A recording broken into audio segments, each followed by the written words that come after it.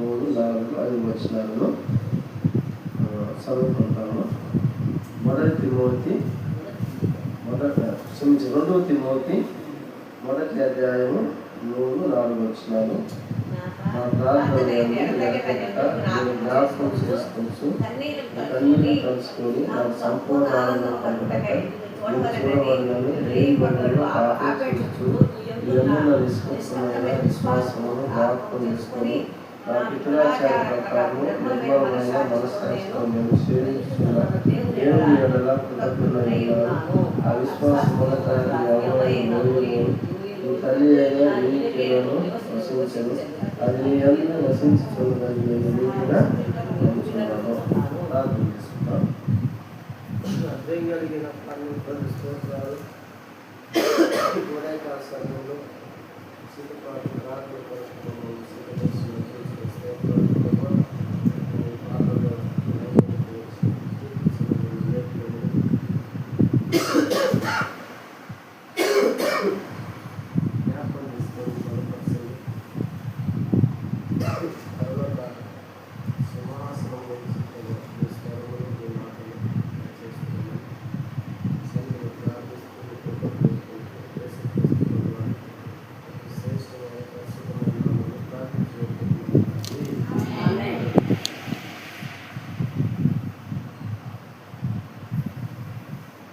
వస్తుందో తిమోతికి రాస్తూ తిమోతి గురించి జ్ఞాపకం చేసుకుంటూ ప్రార్థనయందు ఎడతెగక నిన్ను జ్ఞాపకం చేసుకోవచ్చు. వాస్తవంగా పౌలు గారు తాను తత్వీలు అంటే తన ద్వారా రక్షణ పొంది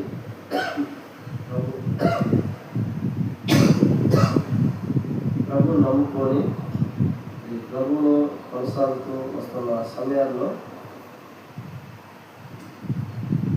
మొట్టమొదట ఆయన చూసిన విధానం ఏంటంటే వారి యొక్క ఆత్మీయమైన స్థితిని జ్ఞాపకం చేసుకుంటూ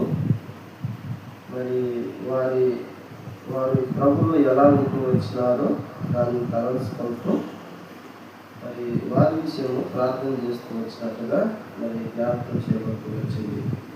ఆయన 14 పత్రికల్లో ప్రతి పత్రిక కూడా